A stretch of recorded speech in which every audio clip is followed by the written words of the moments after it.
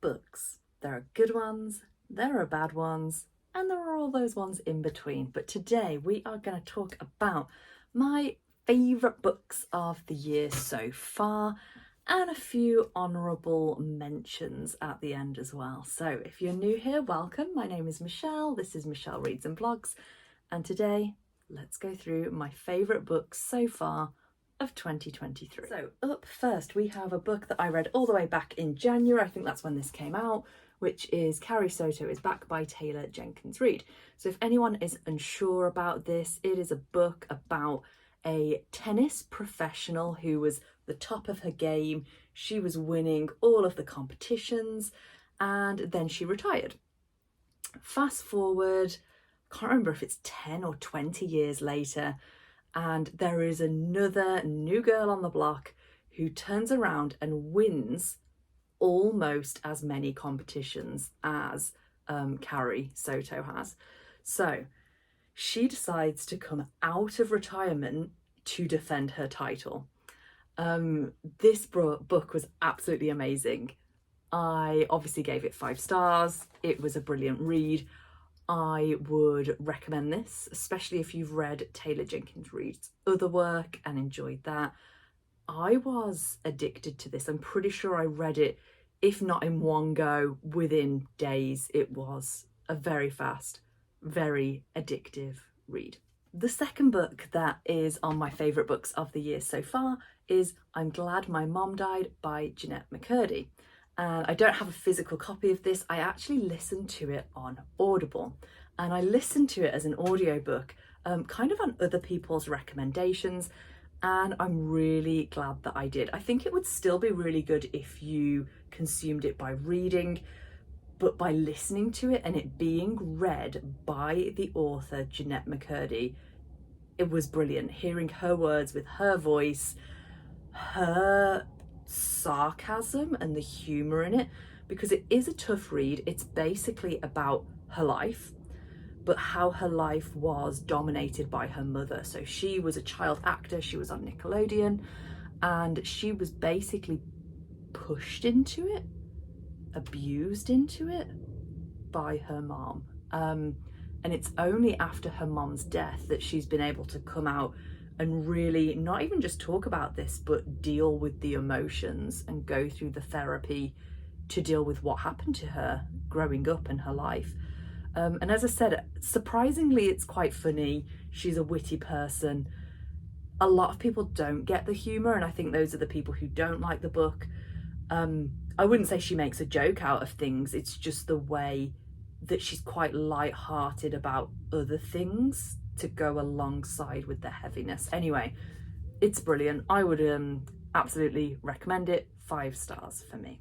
Then back in February, I read my third 5-star read of the year, and that was Book Lovers by Emily Henry. Book Lovers is about 2 people who work in the publishing industry, and it's basically how they go from, it's enemies to lovers, so how they go from being rivals to getting to know each other better. And again, I love the banter that Emily Henry has in her books. I thought that was priceless here. Consumed it really quickly, really enjoyed it. 5-star read. The fourth 5-star read of the year I consumed in March, and it was another audiobook, which was Everyday Sexism by Laura Bates. Again, this is where I really start getting into audiobooks, because by being read by the author, I love that you hear their voice, both physically and in the words.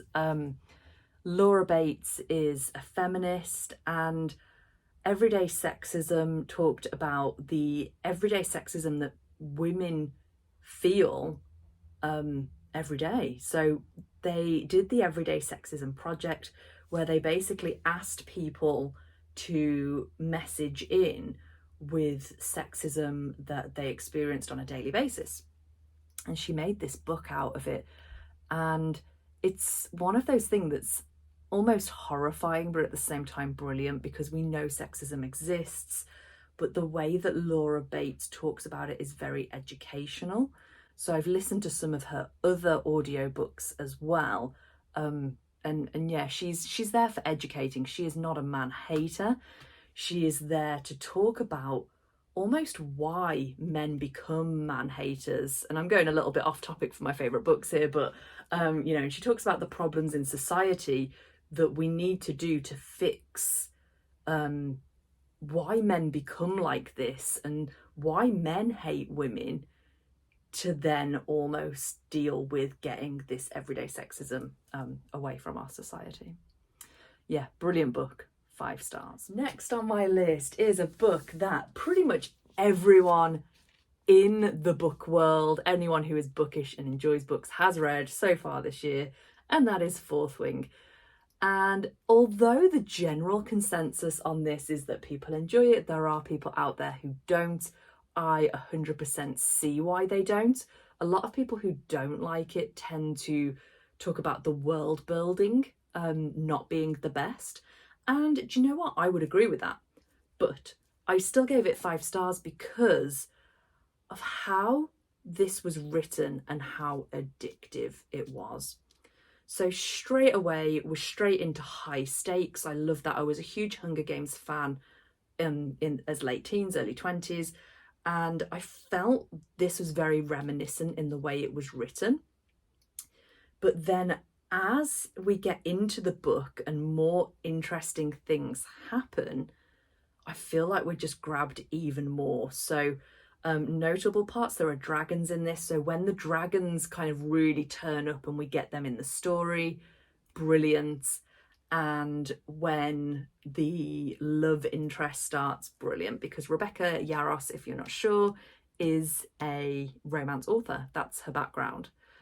I should talk a little bit about the plot of this. I kind of missed that out. So Fourth Wing is about a young girl called Violet Sorrengail, and she is the daughter of the general of the military college.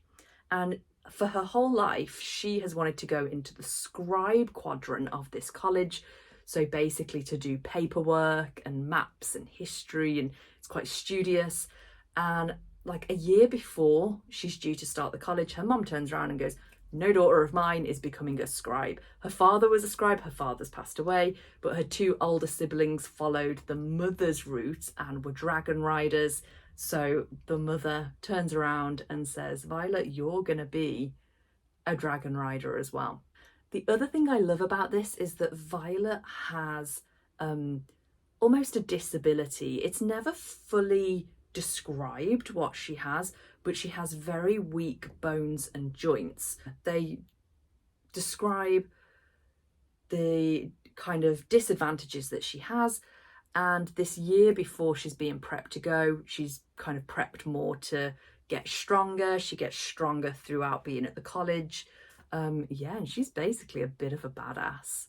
So yeah, chronic pain representation in this is brilliant as well. I cannot wait for the second one to come out later this year. 5 stars. Yes, my 6th 5-star read was read in July, and that is Artemis by Andy Weir. Again, I actually listened to this on audio. I am really liking my sci-fi. I'm really getting into it. So Artemis is about a colony on the moon. So they basically colonize the moon, and there are these huge spheres, these huge domes where the people live. And this book kind of starts in one way, and the direction that it's going, so it's all about our main character, Jazz, and it's focusing on her, and we think it's going to go one way. She's going to help someone to do almost like a business deal. It's a little bit shady, but she's like, yeah, if it's for the money, I'm going to do that because I am a poor woman in a rich city and I want to, you know, work my way up a little bit. And then the book kind of changes, and it's all about kind of the social and economic way that this world works. And yeah, I really enjoyed this. Really good. 5 stars. So if you like your sci-fi, check out Andy Weir. Next should come in no surprise. This is my last 5-star, not just one book, but a trilogy that I read over the past couple of months. I started these in August and I've just finished them in September, and that is the Shades of Magic series by Schwab. So we've got a darker shade of magic, a conjuring of light, and a gathering of shadows. I actually gave the first one a 4-star, and then the second two I changed my mind and gave 5 stars to. So I've kind of just said, well, as a trilogy, I think it's going to be 5. We do know that the next one is coming out this month, The Fragile Threads of Power. It's not a continuation of this story, but it is the same world, and some of the characters in here will be in the new one. So to give you a bit of a background of the world, there are 4 Londons. There are black, white, red and grey, and only certain people called Antares can move between the Londons, and basically each London is set in a different world, but they just happen to be in the same place. So you can be in the same place in one London and transport to the same place in another if you're an Antari. And basically each London has different types of magic. So black basically burnt itself out by having way too much magic. White London has a lot of magic but is a bit sick. It's almost on the way of going to be like black. Red London has magic but is very healthy with it. It's very positive. And then Grey London is basically our London. It has little to no magic. Yeah, and I love these books. I love the characters. The Antari that we follow is Kel, and we meet our other main character, Lila Bard. She's from Grey London, Kel's from Red London. We meet that when Kel moves from red to grey. And then, yeah, lots of things happen to do with magic and to do with them two and to do with a whole host of other characters. And generally, I just love V. Schwab's world building. So she's very good within like the first 100 pages of setting you up, telling you how the world works, how the magic works. And then she gets into the plot and it's brilliant. And I know a lot of people don't like that. They feel like the beginnings of the books are very slow. But I kind of like it. I kind of like knowing exactly how that world is. I felt like the third book, though, is almost, you can always classify the last 2 as one book. I felt like we were straight in here and it was more high stakes the whole time. And yeah, it was brilliant. I would not have liked to have read the second one and had to wait a year for the third one, like people would have had to have done when it first came out. So they are my 7 5-stars of the year. The next 4 are just honourable mentions. I gave all of these 4 stars, but they were really good and I would still recommend them, which is why I'm tagging them on to almost the end of the video. So back in February, I read Really Good Actually by Monica Heisey. She is a writer, I think is on Schitt's Creek. Very funny, very witty. And also if you're kind of like late 20s, 30s, very relatable. I really enjoyed this. I gave it 4 stars. In hindsight, one of those that, you know, might be tempted to bump up. I kind of give half stars a lot, but forget because Goodreads only allow full stars. I need to start writing on like bits of paper or a journal to show what I gave half stars to, because yeah, it was a really good book. Wrong Place, Wrong Time by Gillian McAllister is a thriller like no other that I've ever read. I think in the world of thrillers at the moment,